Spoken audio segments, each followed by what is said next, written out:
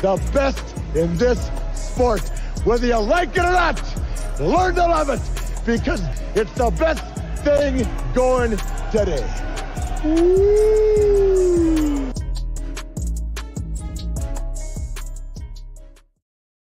What's going on, everybody? Welcome to Georgia Players Section with Tavarres and Knowshon here on UGASports.com YouTube channel.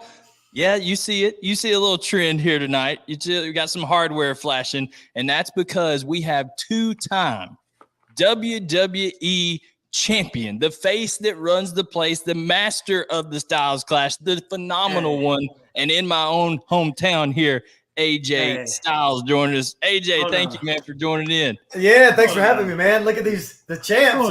Yes, finally. 2 belts. And no. You got your son's little championship. Absolutely. Knowshon's been texting me all day, like things that he can cut a promo on and all that kind of stuff. So we're he's excited about all that. But AJ, most importantly, and the main reason that we've got you here on UGA Sports, the Georgia Players Section show is you yourself. You can see it on the hat there. You're a lifelong Georgia fan. Like I said, born here in Gainesville, Georgia, been all around the world repping the Georgia Bulldogs. I can imagine in locker rooms all across the world. So just kind of give everybody a chance, to know more about your fandom with Georgia. Like, how'd you fall in love with the Dogs? Who are some of your favorite Georgia Bulldogs? All that good stuff.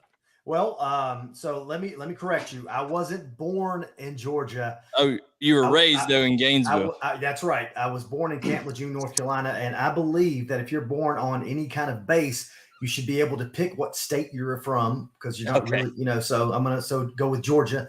But when I was younger, we moved back to Georgia. My family's from Habersham. Hey, turn up, yes, sir. So, but we moved to Gainesville, and dude, been here ever since. So yeah, and been a dog my whole life. There's no doubt about that. So who, kind of in the 80s there, 90s, that would have been like your kind of heyday prime time right there growing up, falling in love with them. Who were some of your favorite dogs growing up? Come on. My little brother almost got named Herschel. Ooh. My mom was like, I don't think so, dude. You're not naming him Herschel Jones. That's going to sound stupid. So, but I almost got named Herschel. But my dad was one of those guys, die hard, like, hey, don't come in this house if you got any kind of jersey on from another team. You're not coming in here. It was just that kind of family, man, and been a dog ever since. Just love that red black, baby. And man, I wanted to ask you, it's been an unbelievable run for everybody involved with Georgia here. What has it been like for you, your family, everybody these last 2 seasons? Just what's it been like to you seeing the back-to-back championships? Unbelievable. I would have never imagined this years ago. I remember watching Georgia when Hines Ward, he did a lot for Georgia. He also was the quarterback at one time because there was no one else to put at quarterback. So there were some hard times with Georgia, but stayed faithful, man. And here we are since, I've got a jersey signed by Vince Dooley, 1980, Georgia Bulldog jersey, signed and up, last time we won the national championship. And then, boom, we won 2 back-to-back. Are you kidding me? Oh. No doubt. It's been a unbelievable time for all the Georgia faithful. TK, I know you got a couple questions as it relates to more in AJ's world here. Yeah. Man, I appreciate the Habersham shout out. We got a few Habersham natives in the chat right now for sure.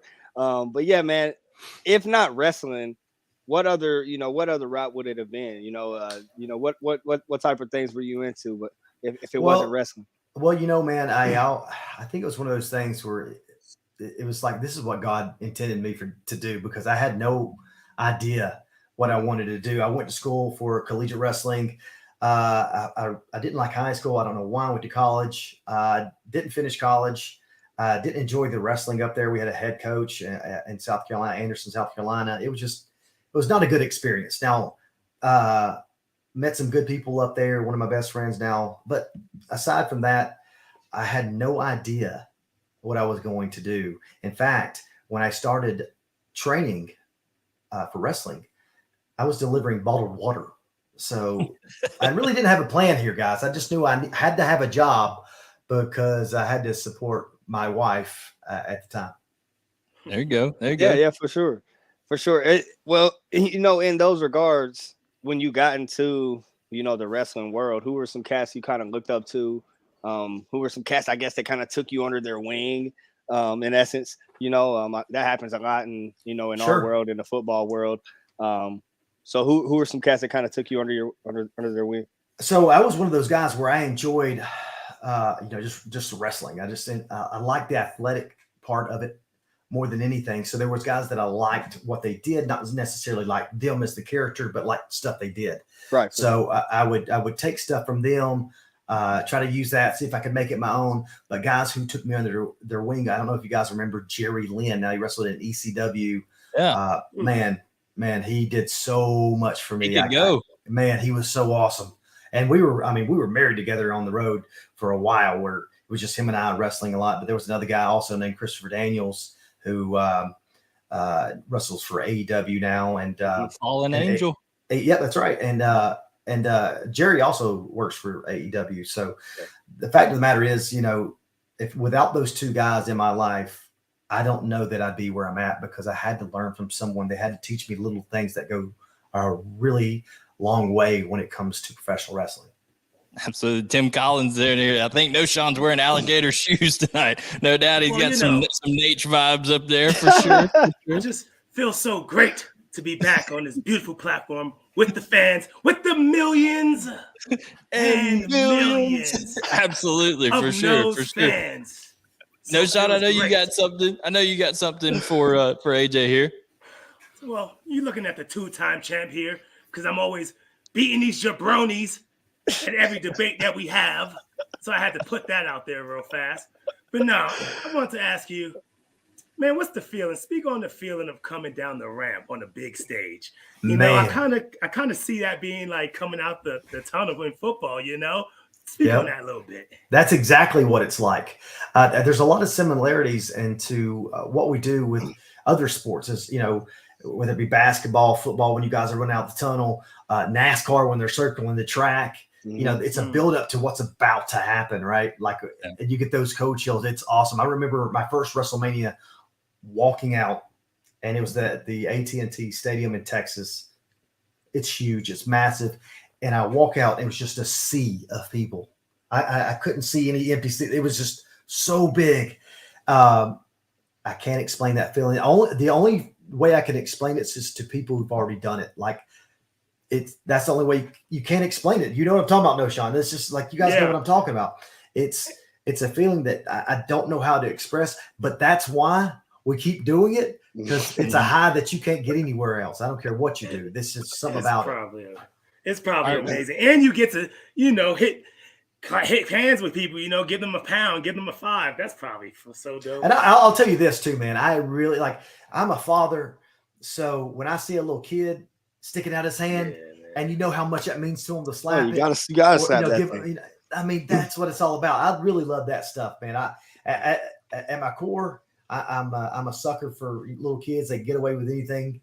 So I want to make them that experience that they have, like, I want them to never forget it. The little things that I can do to help them with that. And the truth of the matter is too, I even though I slap their hands, all that stuff, and make it exciting for them, and they're going to be our future fans as well.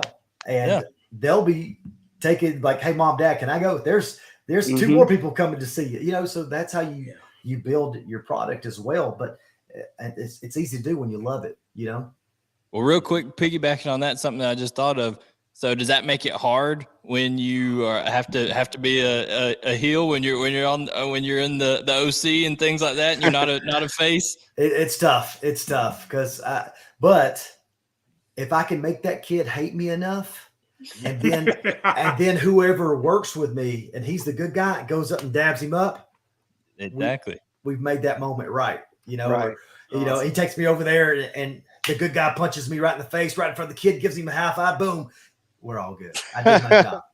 Absolutely. We got a couple in here. TK's got another one, but we got a couple coming in here from the audience. So Chris Taylor, our man, wants to ask, who was your favorite wrestler as a kid growing up? Sting was my dog. He come down with that bat, bro.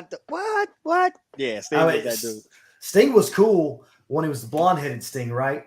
But then he changed into the Crow Sting, and I was blown away. I'm like, this is the coolest thing I've ever seen. So Sting will forever be my favorite. And I'll tell you what makes it even better is that when I finally got to meet him, because you're never supposed to meet your heroes, right? Yeah. When I finally met him, one of the nicest guys you'll ever meet. So, that's awesome. Well, by all accounts, I mean he's a believer. He's he's been through a lot of stuff, so he's a great guy from all accounts, like you said. Now, TK, I know you got one for kind of where AJ's at right now with things. Yeah. I mean, obviously recovering from injury. How excited are you to get back? How's recovery? How excited are you to get back to WrestleMania? As you recover. Well, the problem is it's the process. Because you want to go and you want to get there so fast and so quick. And you're like, why am I not ready yet? And it's like, nobody's ready yet. That's not the way it works. I talked to the foot and ankle doctor that I went to also is one of my really good friends. And he was like, dude, did you know that Michael Vick had this same injury and he was out for 4 months? Like, chill out. I'm like, oh, freak. Because I want to get out there. I want to do my thing. I don't like sitting at home and waiting. I want to do what I do. Right. I'm on a limited time too. My time's running out. 100%. Well, the road and go ahead, TK. No, I was just gonna say. Side note, I text Blayne. He sent me some clips. I text him. I'm like, bruh is athletic as hell. Like, bro, you're freakishly athletic, bro. Like the things you do in the ring are super dope. I used to be a lot better with that whole athletic thing. As I'm getting older, I'm like, oh gosh, that's getting a little bit harder. No, it's dope, man. It's the styles clash. Can I just say one of the most the thing that's so cool about it is not only the impact of it, but the fact that you just so smoothly just kind of turn your leg and you already have the guy's shoulders pinned down. How did you come up with that? Like what was that? All right, man. So I was over at my girlfriend's house.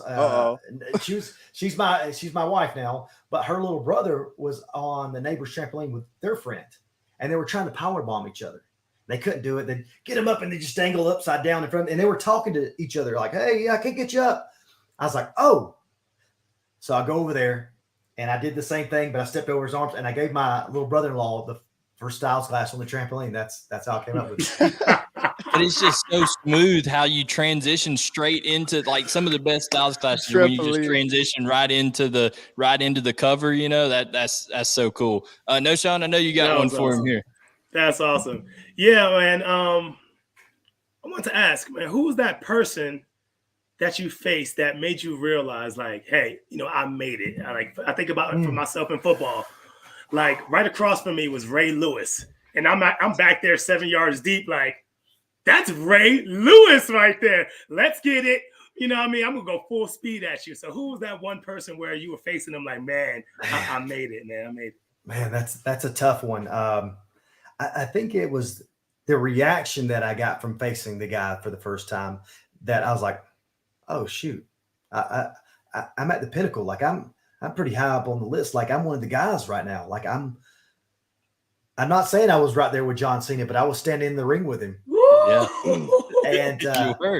And man, they were going crazy in New York, and we let them do their thing for 5 minutes before we even started. And then we had a match and we had a banger. And I was like, man, okay, that was it. Now I had wrestled Roman before that. We had an incredible match, but it was from Jericho to Roman to Dean Ambrose and then to John Cena, man. Like there's something about this guy, and I haven't figured out what it is, but he's so good at what he does.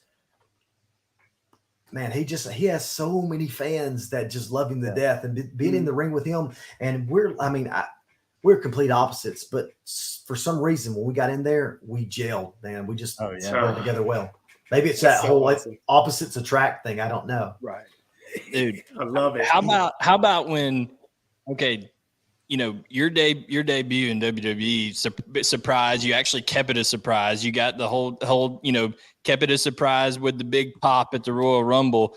What do you think was louder, the Royal Rumble pop when AJ Styles shows up, or Indianapolis when Keely Ringo picks off the ball going back for 6 on? Because that was electric on the Royal Rumble pop when you came out, man. You were the hottest free agent in the world at the time. Well, man, I told my son this. I'm going to go with Ringo because I was so loud. Punching stuff. Yeah, hype, super hype. But my son was at the Ohio State game. I guess it was the bowl game, the semifinals, I guess. Mm-hmm. And the Peach Bowl, yes. Well, I can't remember that. Anyway, my son was there. I didn't get to go. And he said, Dad, when he missed that field goal, it was the loudest I'd ever heard. I was like, God, I wish I would have been there just for that moment, And we all, and the joke is like, oh, no, Georgia guy was able to see the ball drop. I'm like, yes, we did. Yeah. Why left, right? You know what I'm saying? Absolutely. What a freaking moment that was. Oh, couldn't believe it. I wish I would have known how loud that was. No, it was crazy. But I'll tell you this, as a guy who's from Gainesville, Georgia, and a guy who's grown up and watched wrestling all my life, I thought it was the coolest thing ever when you would tell the WWE announcers when they come out. In fact, that moment when you came out, not expect you to come out and them saying, from Gainesville, Georgia, like that is awesome. A lot of guys would say Atlanta, stuff like that. But you went specifically with Gainesville, so it must tell you that small town feel meant something to you. Oh man, I was like, dude, I'm not from Atlanta. Do I sound like I'm from Atlanta? Dude, I'm from Gainesville, Georgia. Go ahead and throw it out there. We'll figure it out. And they did, man. I was like, all right, let's see where it takes us, But I'm just happy to be able to say I'm, from Gainesville. I mean, it's true, right? No doubt, no doubt. And leading up to that, so you've made a huge impact in wrestling. In my opinion, whatever organization you've been in, you deserve to be a Hall of Famer at every single one. It's not been an easy road. And sometimes in the wrestling business, there's prejudice against guys who are in that 5'11", 6 foot range right there. You have to overcome a lot. Kind of parallels a recent Georgia quarterback that comes to mind, who had a story that was a different route. Size was questioned. How proud are you of your career path? And, what do you think about the whole Stetson Bennett story? Does it kind of remind you a little bit about what you've been through? So it was going around like Stetson's 25. I'm like, do you know why he's older? I'll tell you why. Because there's someone who didn't believe in him or gave him a chance, the one that he had earned, because they looked at how big he was, and that's what they based him off of. I said, I know exactly what they're talking about because it took me 17 years to get to the WWE, not because I wasn't good enough, but because they looked at me and they saw the size that I was and didn't know if I could bring it or had the mentality or whatever it was. I never had a chance, never had an opportunity. So I get and I understand where Stetson's coming from. He had to make people believe that's exactly what he did. Absolutely, absolutely. Well, if we've got maybe just a minute or two here, if anybody's got a question, you maybe can throw it in there. I know somebody asked, what was your coolest moment in wrestling? I don't know who put it up there. What would you consider your coolest moment in wrestling so far? My coolest moment. I was at Target with my kids, and of course they want to go to the toy section. So I take them, whatever, and I'm always wearing a hat. I'm a hat guy. And this kid was in there and he was looking at some action figures. And I said, oh, you're a fan, wrestling fan? They go, yeah. And I go, who's your favorite? And he said, AJ Styles. I said, really? And I kind of took off my hat and I said, hey, I'm AJ Styles. He goes, yeah. Just want to give me one of these. And just kind of dabbed him up and shook his hand, gave him a hug. And that was like a really cool moment. That's awesome. Man, so cool. No doubt. No doubt. Knowshon, TK, you got anything else for AJ here? Yeah, nothing on my list, man. We could chop it up for hours. I know you was talking about your son, post or pre-show. Talk a little bit about that. Talk about being a dad of a high school, baller, because I too am a dad of a baller as well. Knowshon as well. So talk about what that means and just how that is. I got a question for you guys. Okay. Yeah, for sure. So would you rather go back to your younger days and play football, or would you rather sit and watch your son play football? Because I the feeling I get from watching him and him doing so well, and I can't compare it. Now I understand why my dad never missed a football game. 100%. Yeah, it is something different about watching them, bro. Like watching them because you with them every day. You know them. You know their ins and outs. You know their pains, their struggles. So it is something about seeing them flourish in the thing that they love doing. So I don't know, bro. I would have to say. I mean, obviously, all of us have been able to do what we did in our sport. Yeah, I have to say, watch them. I don't know. It's something about that. Like you said, it's special. That boy said, "Man, I'm playing." Hey, you smell. Well, there's something about it though. It's special, bro. Well, I think it's because I look at my son and go, he's a way better athlete than I was, so I would rather watch him play. So maybe that's it. But don't sell yourself short. I was having some conversation with people like AJ Styles is coming on that, and they people around here, and they were like, "Man, what a football player he was down at Johnson." When you went down there from there. So the last one from us here, man.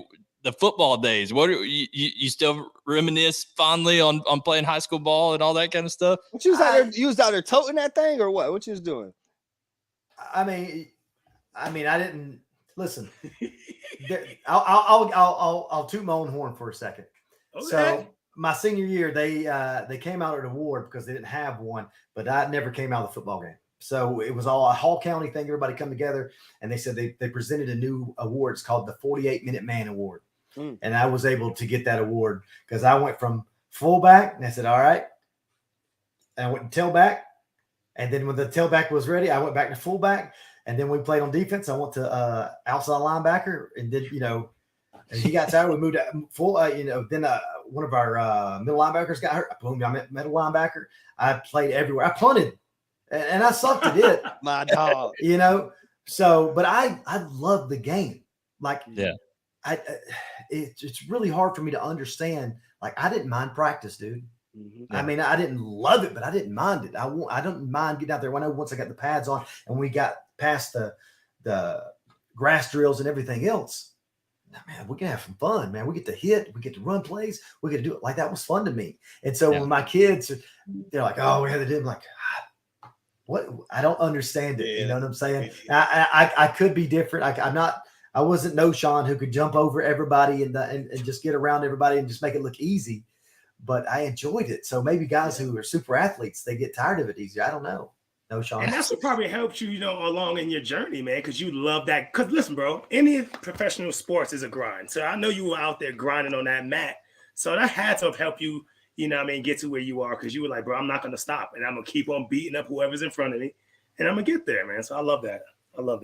Winners find a way, right? Exactly. And before we let you go, we've got a guy who watches religiously on our show. His name's Andy Stowe, big fan. He wanted me to personally tell you how awesome the cinematic match with The Undertaker was, how much he appreciated it. Wait, you fought against The Undertaker? No, that WrestleMania a couple years ago, dude, during the pandemic, they got it done. Hold on, I'll show y'all something. Need it. Thank you. Bro, we need to be out. I need to be out there next time. I need to be, Yo. We need to be in the building. For real. So and Undertaker's last match, right? We had that Boneyard match. Oh my God. Cinematic style. It was so cool. To say thank you, I signed my gloves that I wear and I gave them to him. That's fine. Oh, he gave you. That's you got takers. Oh my fire, bro. You know how much those are probably worth right there. Like, oh man, bro, I'll never get rid of these. Just unreal. Just the appreciation I have for that guy. That's cold. See, Kane was my dude. Kane was my guy. That boy pop up. Big man, oh my God, yo. Oh, man. That's great. But AJ, you've been more than generous with your time. We appreciate you so much coming on, man. When it comes football season, and 1, 2, we're hoping that you get back and maybe you can go knock on Triple H's door over there and be like, hey, I got to go get, I got to fight like Austin Theory or somebody. I got to get in here to WrestleMania, like find a way in. We're hoping you can sneak in and make your way back real soon. But I don't know what your timeline is, man, but we appreciate it so much. Yeah, man. Thanks for having me, man. You guys are great, man. That was really, I had a lot of fun talking to you guys. So next time, I'm your guy. No doubt. Right. Bro, No doubt. And we're all in the same area around TK. We might see if we can do it in person sometime. Would go to TK's or something like that, dude. Watch a little football or something. Heck yeah, I'd love that. For sure. Absolutely. Well, AJ, appreciate it, man. And we look forward to having you on in the future. All right, man. Appreciate it, guys. All right, Absolutely. See you. Thank you so much. Guys, that was the phenomenal AJ Styles. Dude, how cool was that? That was fire. That boy got the belt. Your belt's fire, bro. I had to put mine down. Look, I'm going to just tuck mine in. Yo, shut up. I had to put it over there. I was gonna ask him too, like how like the intros. It's probably so dope to do your own intros. Or they probably don't even allow people to do everything they want unless you're a big star. That boy's still hype over there with the belts on. Yeah. Absolutely. That was awesome. Absolutely. It was so cool. So cool having him on. So we appreciate AJ Styles, big Georgia fan, 2-time world champion. He's making his way back from injury. So keep up with that. As you can see, Raw's going on right now. So that's pretty cool that we were able to have him on. Okay, guys, now we're moving on to segment 2. And if you didn't hear, there was a little you guys got a little publicity this weekend. Knowshon and TK, they were in a little bit of news, and from I think it was from y'all's time out in the Super Bowl, but it leads us into Tavarres' King of the Week.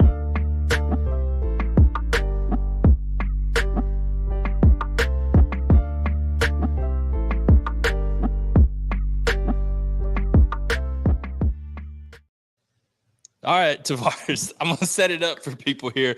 All of a sudden, I get a text message from somebody, and first of all, Fox News called you a punter, which I don't know. Because they know for a fact what I am. Chill out. I don't know, man. They're thinking you out there kicking that thing. But anyways, PETA took a little exception, I guess, with Uga, and you guys got it hooked up with TMZ. So tell us what happened. What was all going on, and who is your King of the Week? My King of the Week, first of all, is Uga and the Sayers family for doing such an amazing job of taking care of that beautiful, beautiful dog. Uga is the King of the Week. But obviously, folks don't know what's going on. PETA has a problem with live mascots. Myself and Knowshon was approached by TMZ Sports, and they asked us what we thought about Uga. And we had to let them know that Uga was a very well taken care of dog, well pampered dog. Uga has AC in his crib. He got first class seats on the plane. Uga that dude. So shout out to Uga, King of the Week. No shot. I loved was they came up to you and Knowshon, you gave it the patented. What y'all talking about? The first thing that they said, there go PETA, and you said, who's PETA? Yo, you gotta tell me everything. Cheers. Oh yeah, it was awesome. And TK's like the animal people. They don't like that Uga's. Yo, I was so happy for TK walking up at that moment because I was like, shoot. TK took over. I said, yeah, go ahead, because who we talking about? But then you let into him, and you're like. That dog, you're like, he's like the first seat on the plane when you. Bro, I just started to think about like how he's treated, how Uga's treated. I mean, first of all, no one could just go up to him and touch him. You gotta have permission to go up there and talk to him. Still, air conditioner in there. He's sitting on a bag of ice. He's chilling. I mean, he always groomed up. Like, come on, they feed him probably the best food in the world. Like, he's just living too gloriously. Alex Page laughing his tail off. I was laughing. I watched that. Somebody sent me that. I was like, this is great. Like, this is perfect. Were y'all out at the Super Bowl? Is that what it was? Yeah, we was at the Super Bowl kicking it. No doubt. Well, that is Uga is our king of the week. But there's lots of stuff that's going on. We're gonna debut a new segment. The production staff working hard this week, getting some stuff done. This is Knows Best, and it's a segment where Knowshon's going to talk about some of the best things related to Georgia athletics in general throughout the week from time to time. So here is the debut of Knows Best.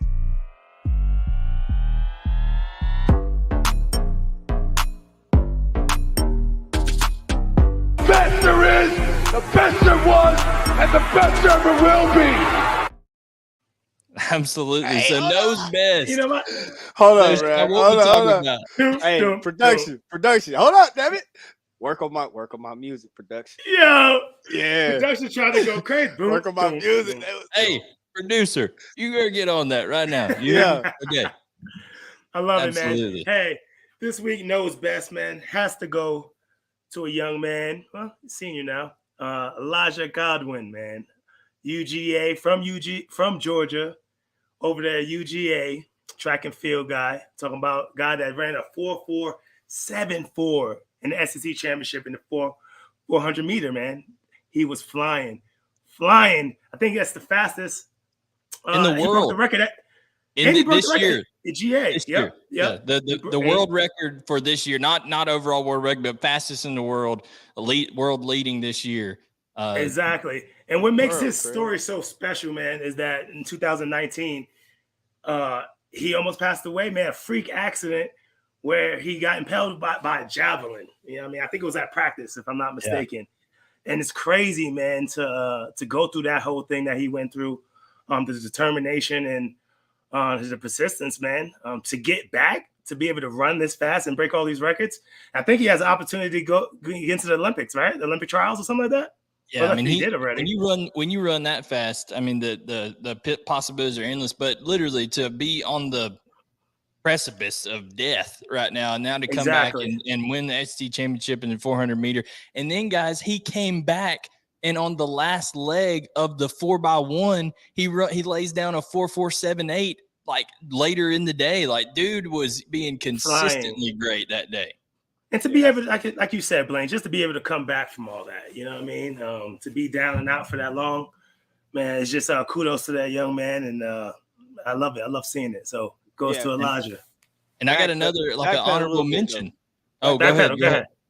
How does that even happen? You get hit with a javelin, my G? I think he said he was backwards, going backwards. Yeah, tripped, and he fell onto the javelin. I mean, yeah, right? He was doing, like, you know how sometimes you'll go backwards to do like warm ups or whatever, like backwards skip, like a hurdle. Mm-hmm. Yeah. And somebody threw the dang javelin. Well, they threw it. And it went awry, and dude just impaled him. Oh, I mean, absolutely impaled him. So he's lucky. It like missed his heart by like inches. Yeah. So just a great story, man. It was a great story. Another Georgia former Georgia athlete had success. Chris Kirk won the Honda Classic, so he's an honorable mention for Knows Best. He was in a playoff hole with Eric Cole, I believe. So being in the playoff is no joke. I mean, of course, you're thinking in your head, man. You're battling against all those guys, the elements of the course, of course. But man, when you get down there in the playoff, where it's like, bro, winner takes all, it has to be nerve wracking, man. And he put that thing like 2 feet from the hole too to win that thing. And then Buddy about made the putt to push it. Yeah. So crazy. Absolutely. Awesome. So that is Knows Best. So we've done our King of the Week. We've done our Knows Best. Now it is time for our Elite 11 this week. The first time we did it, it was the Elite 11 newcomers. Last week we did Elite 11 for the SEC non-conference games. This week's Elite 11 is we're ranking the SEC coordinators, offensive and defensive. All 14 SEC teams are eligible in this. The way that it works, if you're new here with us, is we start at number 11. We each take a turn going through here. And, if your guy gets taken, he gets taken. That's what it is, and you got to move on. But we're saying the 11 and best coordinators, counting down from 11 to 1. Crying about this. Listen, Knowshon wants to go last. I have to, but go ahead. You're talking about last overall. You want to do pick number 1. So if that's the case, you got to be number 2 in the order. No. It was like last week and the week before. You want to go I the same last. week, same as last. Yeah, but week. we don't have to. It's up to y'all. I'll go last. Okay, we'll just go same order then. TK, start us off. Wow. Who is number 11 in wow. Wow. Or man, I can start off however you want to do it. See. Yeah, I want you to go. Okay. Then I'll go. All go. Right. So number 11, and remember, this is offensive coordinators and defensive coordinators eligible. What now? So let me just ask a question. So if you say you pick an offense coordinator from one school, so the defensive coordinator comes with them, or is it just no? Everybody's independent. All 28 coordinators are their own entity here. So we're saying just overall on either side of the ball, who are the 11 best coordinators? I am going to start it off and say that the number 11 best coordinator in all of the SEC. This is a guy who's been around a long time. He's seen a lot of football. He's making a return to the SEC this year. I'm going to go with Kevin Steele, Alabama's defensive coordinator. He's making a return here. He's been at Miami. He's been around different places. Been in Alabama before. Been at Auburn. So he knows the landscape of the SEC. And I just think that he's been around. He's an old head, right? I don't know that it was the hire that Alabama fans were most excited about, but listen, he knows Saban. He's been around him before, so that's who I'll go with at number 11. You guys feel free to chime in on all your kind of stuff. But yeah, that's number 11. So TK, you get the honor of going with number 10. So who you taking at number 10? 10. Okay, I see how we doing this.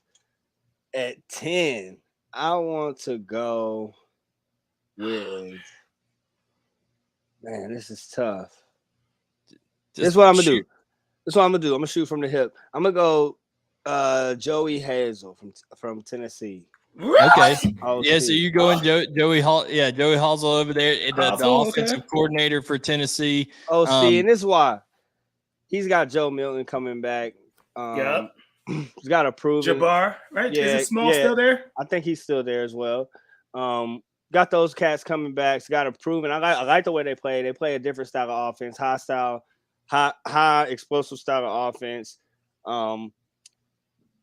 It's just on the other side of that defense. I just don't know. I mean, they be putting up points. They're I know they're separate. I know they're separate, but I wrote them down together. But yeah, so I mean, yeah, I like him over there with the high with my man Joe Milton, who I said was gonna ball. Well, here's the thing, Joey Halsell. He's been with Josh. How you say it? What I call him? You said Hazel, but it's Halsell. Yeah, say Hazel Halsell. I don't care. Tomato. Anyways, he's Tennessee's offensive coordinator. This is going to be his first year calling plays, but he's been with Josh Heupel 15 out of the last 17 years. And listen, when you're with Josh Heupel, you're not really the technical OC anyway, so he's going to make you better by helping you out, seeing things on the field because he's an offensive guy. So yeah, I like that pick a lot. So at number 10, so we had Kevin Steele at number 11, number 10, Joey Halsell at Tennessee. Knowshon, you definitely shot from the hip there. I mean, you went crazy with it. No, I don't think so.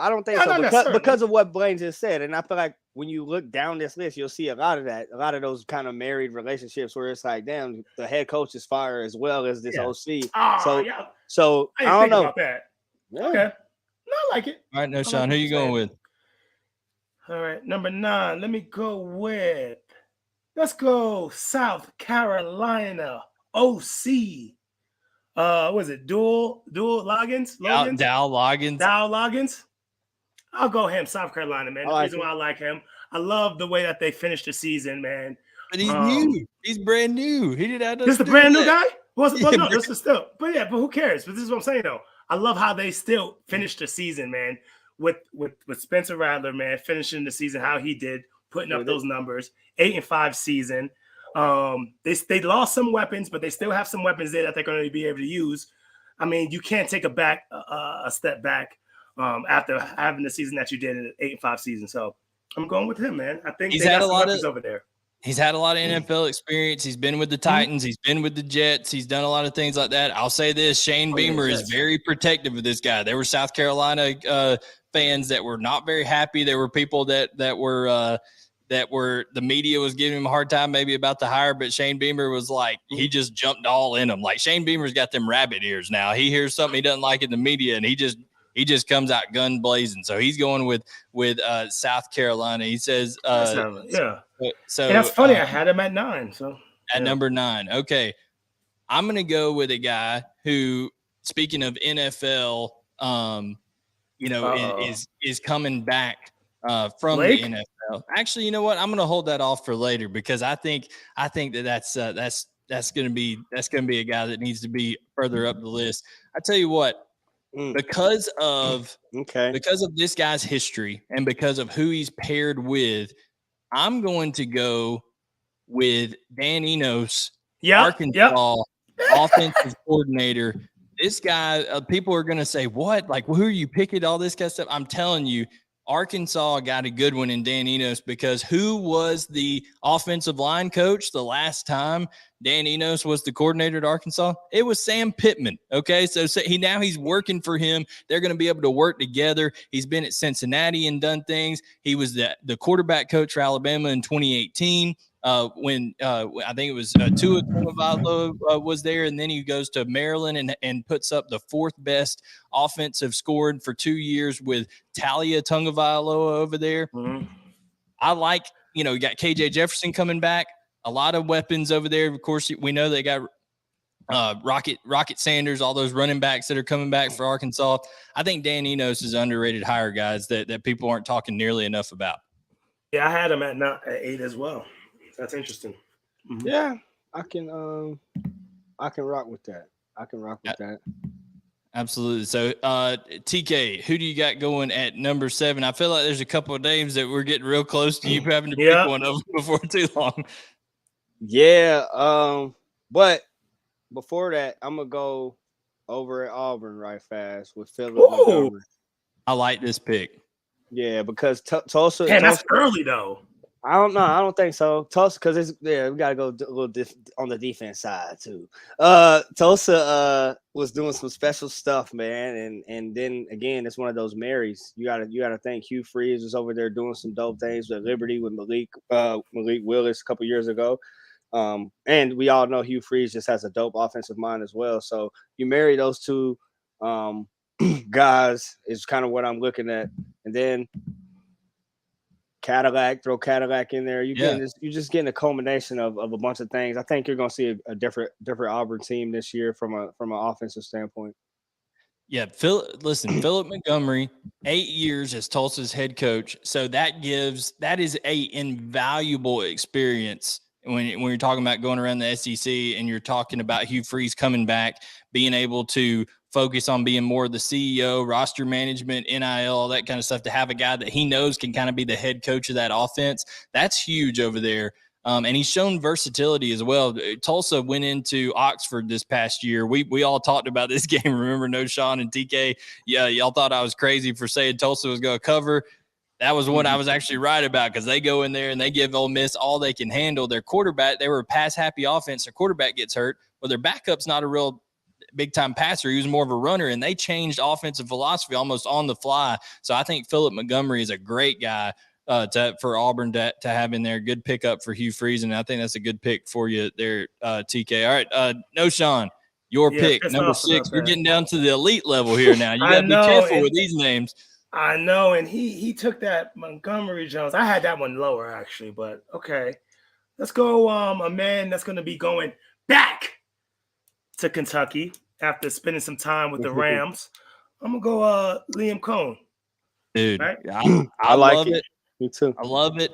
I like why that, do you? man. What's your thoughts on Liam Cohen? That's at 6. Well, just it's a 6. Just having that experience, being in that Sean McVay tree, man. I know he learned so much of being under that coaching staff.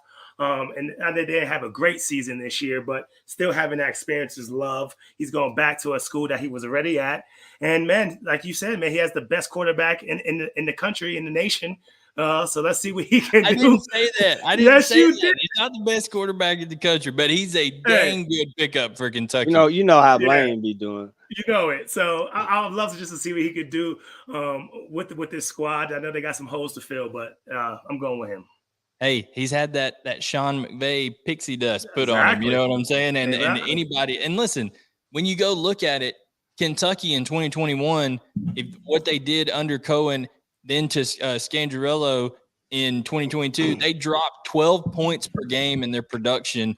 Just not as imaginative. They did a lot of cool stuff with Wan'Dale Robinson the year before. Now, TK, we've talked about it before. Kentucky's wide receiving core with Dane Key, with Barry and Brown, and with Tavian Robinson over there, it's killer. Yeah, it's nasty, bro. They got some guys with crazy speed out there, crazy elusiveness. Even in the like you think about Barry and Brown, even in the special teams game, they're gonna do some special stuff. Absolutely. All right, I'm gonna go with a pair here that everybody will be. Actually, I'm going to go with the offensive side of the equation, a guy that you guys are very familiar with. I'm going to go with Georgia offensive coordinator Mike Bobo at number 5 in this. And the reason I'm going to go with him at number 5 is because he's been out of it a little bit. Okay, he's got to get back to that rhythm of calling the plays. But we know what he did with you guys, what he's done with playmakers.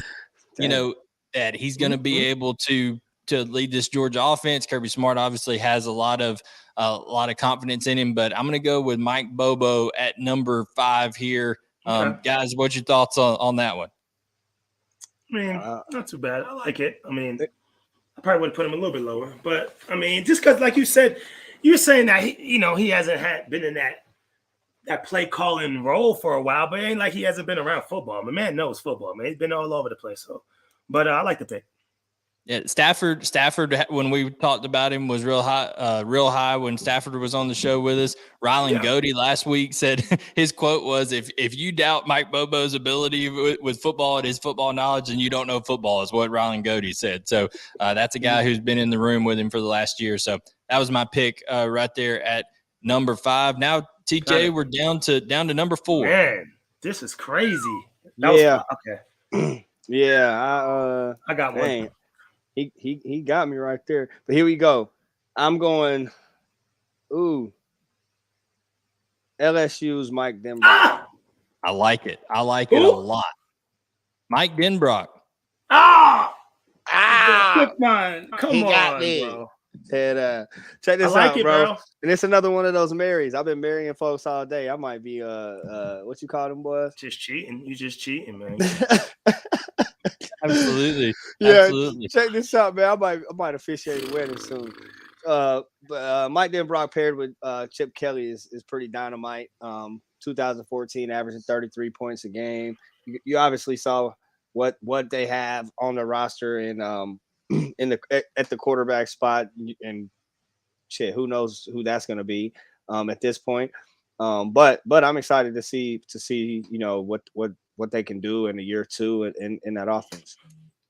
Man, you talk about the job that Mike Denbrock did not only at LSU last year with Jaden Daniels, Jaden Daniels obviously had a great year, but guys, he was a guy who came into LSU where his confidence was kind of broken from having a bad experience at Arizona State. And you guys know the mental side of the game is huge, right? So when you got a coordinator that helps you feel, kind of speak on that a little bit, Knowshon. Like if you maybe you're a guy that is, I don't know, if you've had a little down run on a couple games or maybe a down year the year before, but you got a new guy in there that instills some confidence. What can that do for you? And obviously we saw what it did for LSU.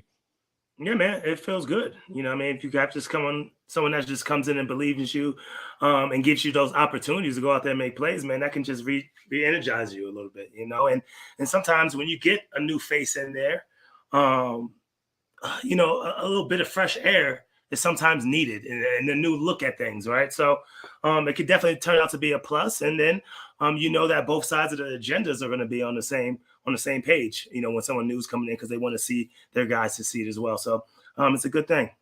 And it's important. We talk about trust all the time, right? Between the head coach and the offensive coordinators. Well, it helps that Mike Denbrock worked with Brian Kelly at Grand Valley State. He worked with him at Notre Dame before, and then he goes to Cincinnati and kind of, proves his own, proves his worth, so to speak, and helps Desmond Ridder and Cincinnati make it to the college football playoff as a non-Power 5 team. So he's got a lot on his resume that he's accomplished. So that's for sure. All right, Knowshon, you are now up. We're down to number 3. Man, this is messed up. I don't like it. You guys are cheating. Number one, took my picks, but all right, I'm gonna go here. I'm about to break the internet. There's an obvious one. He's about to break the internet. Yo, get out of here. Because that guy has to be number 1. Okay. Well, there's a combo out there, is what I'm telling you. Well, let me see the combos. Hold on, let me think about it, because I got one. Because that one right there, like you're saying, that should be number 1. That should be number 1. Number 2 should be. Let me break the internet, man. Break the internet. Break it. I'm gonna go. Them boys at Missouri, baby. Missouri. Oh my God. Blake Baker. Defensive They play good ball, but man, he's reaching here. I reached. Sometimes you got to reach and just get someone that was on your list. Okay, and I didn't want to go Bobby. Okay, so let me just say that. So listen, I'm gonna go Baker, man. I just love the way that them boys was playing for Missouri this year. Yeah, they played to their competition though. When it was a game that they, going against a high opponent, they play really well. And when there's someone not as good, they kind of show that, right? But still, they show some really good highlights throughout the whole season. And I like what he's doing over there. So I'm excited. And this year, all those seniors, all these guys coming back this year. Yeah. So no, they play a strong brand of defense, but I just think that you went in the bag and pulled out a little no name right there. Sometimes you gotta do that. So, and I left the good ones for you guys. I didn't want to do that. All right, so there's 2 obvious choices here towards the end. TK, I'll even change it up. I'll let you go. I'll let you say whether you want to go number 2 or number 1. We'll break the rules right here. Which one you want to do? Well, I think it depends on what you like. You like defense or offense? Because I think you could go. I took one of the Georgias, so I'll let you have the other one. How about that? You go with this one, number 2. Yeah, and honestly, it could be it could be 1. Yeah. But Shoe and Muschamp over there, you got to do it, bro. It's generational, back to back. Defenses that are doing special things. I watched the clip of Georgia Tech's quarterback. We talked about Georgia Tech, that game being a damn one of the. I watched the clip of that boy talking about the game. He said the field felt like it was 30 yards, bro. That's what he said. He said it felt like wide. 30 yards wide, G. Like he said, it just felt so condensed out there with them boys. So I mean, that's just letting you know that guys are getting pressured. That just lets you know that guys are doing their job. And then at the end of that, he said that Jalen Carter said to him, "You guys are just so unprepared," and that just lets you know that guys are prepared. Man, listen here. What Champ and Schumann are doing, getting guys prepared for sure. Listen here, man. That could have been number 1, bro. Because back to back. Yeah, it's crazy. But now when you're talking about Georgia and their defense, realize Glenn Schumann, he just went and interviewed with the Eagles. He's not going to end up making the jump, but you know what it's about to do? It's about to get that man paid over there. He's about to become, I think, the highest paid assistant in college football. Maybe. I mean, he's going to be making a ton of money and well deserved. From everybody you talk to, Glenn Schumann he's like the defensive equivalent of Rain Man out there when it comes to the X's and O's. This dude's spitting off the schemes. He's been with Kirby Smart forever now. But he was Kirby Smart's first hire. So listen, this man's going to go from in 2016, as Roddy, reported that news about that he's about to get a pay bump in 2016, being an assistant, making about $225K. Now he's probably going to be making, upwards of $2.5 million a year. So it's going to be, it's quite a jump and well deserved. And everybody knows the the experience of Muschamp with having been a head coach at multiple places in the SEC and, his time at a coordinator at LSU, his time as a coordinator at Auburn, at Texas with Mac Brown. I mean, just a guy who's, if we could ever get Will Muschamp on here one day, some of the stories I'm sure he could tell, like unbelievable football history. But I hope everybody's ready for the number one coordinator. And yes, I know it's going to be controversial, but I'm telling you, this is a guy who, no matter what you think about him, he knows how to get people to rock, and he knows how to get people open. Okay. And yeah, listen, if you're a Falcons fan, you're probably not going to be too happy. Okay. Left a little bad taste in your mouth. But I am going to go with none other than Mr. Bobby Petrino. I think he's the best offensive mind out there when it comes to in the SEC. I don't think that there's anybody. I look down this list. There's nobody that really excites you on this list, offensive coordinator wise, in terms of creativity. You got solid guys like Liam Cohen, like Mike Bobo, like Dan Enos. Who knows what Tommy Reese is going to do? I think it's telling that Tommy Reese didn't even make our list. Yeah. But Bobby Petrino's number one, neck brace and all, motorcycle accident and all. It's all there. I think Bobby Petrino. Listen, this is the first thing that Jimbo Fisher has done right in my estimation at Texas A&M. Okay, because it has been a train wreck. But if he fully turns this thing over, guys, you guys have both played in offenses in the NFL that were the West Coast offense principles, right? Short passing game, all that kind of stuff, play action. That's not what football is now. You got to spread it out. You got to go, and Bobby Petrino is going to find ways to get guys the rock. Yeah, 100%. He's got some guys to get it to, like Moose Muhammad, one of those cats. I mean, it's going to be interesting, and again, it could be a good marry. And even on the defensive side, you got DJ Durkin over there, who's been a head coach before. Train wreck, you mean motorcycle wreck? Yeah, for sure. You got DJ Durkin over there at the DC. So I don't know, man. This could be who's gonna be their quarterback? That's what I want. Connor Wigman. Man, you keep talking about that boy. You keep. Right. I don't. All right, yeah. He's okay. That's what I'm saying. I keep talking about that man like we ain't just watch him. Well, he stepped in the last couple of games and did well. I don't know. I'm surprised that Max Johnson is still on that roster. He stayed for some reason. I don't know why he stayed, but he's still there. So who knows? Maybe he's trying to compete this spring, and he could always do the portal afterwards. So a couple names that I think got left off the list that should have been on it, in my opinion. I think Brad White, the defensive coordinator at Kentucky, really good. Charlie Weiss Jr. with Blayne Kiffin, but the thing that hurts him is kind of what hurt Joey Halsell, is that really Lane's the OC. You know what I'm saying? Like, well, you could say that's kind of how it goes. For old boy with Zach Arnett too in that defense, I think. Yeah, Matt Brock is the DC at Mississippi State, who, Zach Arnett takes over for Mike Leach. So, guys, it's fascinating, all these changes. Florida just named a new DC. Austin Armstrong, guys, goes from App State to Alabama, stays for Alabama for about a week, and then goes and becomes Florida's defensive coordinator because Florida lost some coaches to the NFL. So, guys, I don't believe in Florida right now. No, Florida's that wasn't rough. even an option. And then if I had to go maybe underrated hire because of the recruiting aspect of it, Travis Williams, the defensive coordinator, T-Will over there, he relates to these to young guys very, very well.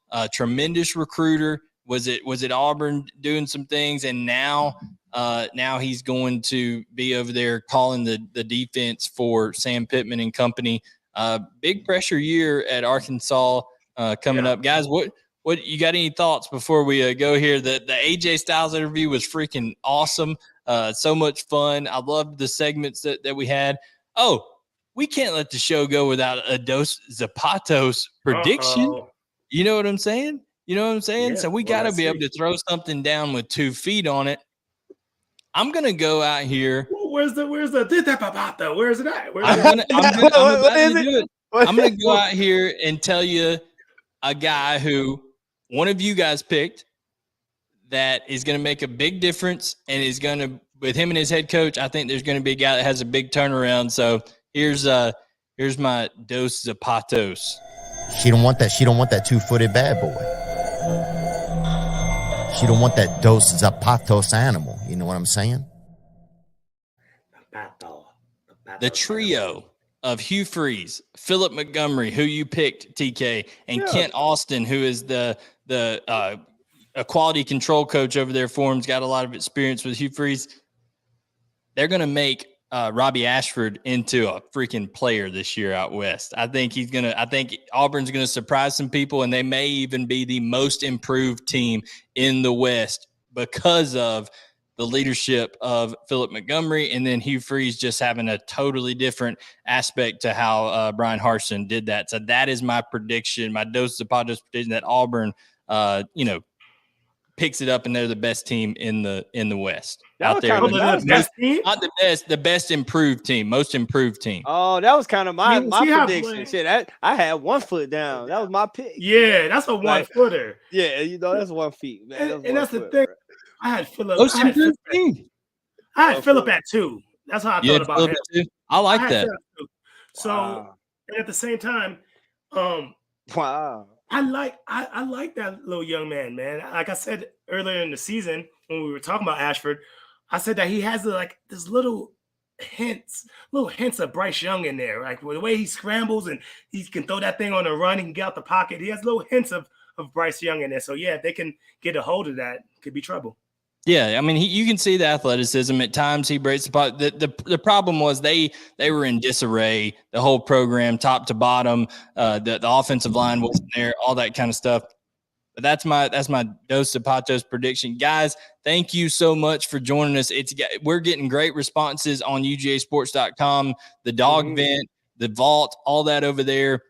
I know Monday nights are typically reserved for Rumors versus Facts, our recruiting show. That'll be on Wednesday night, taking our place. We're switching with them because we had to accommodate Mr. AJ Styles, who joined us. If you missed that interview, go back and get it before. But guys, really, really enjoyed this one. I think we're kind of hitting our stride here, going through the off season. Next week, I can go ahead and tell you what we're going to be talking about. It'll be Wednesday, March 8th, next time we're on here, because we're going on a Monday night. We're going to be reacting to how the Georgia Bulldogs, and there's a lot of them there, how the Georgia Bulldogs did at the NFL Combine. So, Knowshon, go ahead when Benson's out there throwing. Go ahead and have your pen and paper ready. Charting that boy he gonna be looking. Yeah, I'm gonna be through the binoculars on that, and I mean, I can't wait to see. Okay, we'll see what happens. Hey, absolutely. Hey, shout out my man Bill Rogers. Shout out Chris Taylor for bringing Bill Rogers. Everybody in here, tell a friend. Bring a friend. Bring a friend. Yeah. Well, yeah, that's what I was going to say. It's a Monday, friend, too. Tell a friend. You know what I'm saying? Yeah. Absolutely. Appreciate you guys joining us on a Monday. Get the week started right. We appreciate you. Also, if you know somebody that like, well, I don't want to watch on YouTube, this stuff drops on Apple Podcast, on Spotify, on Google Podcast the day after every time we record. So be a pal on there as well. 5-star review, throw some comments in there, all that kind of stuff. Greatly appreciated. For the two living legends from Georgia football here with me, Knowshon Moreno and Tavarres King, I am Blayne Gilmer. We'll catch you guys next time on the Georgia Players section on UGASports.com.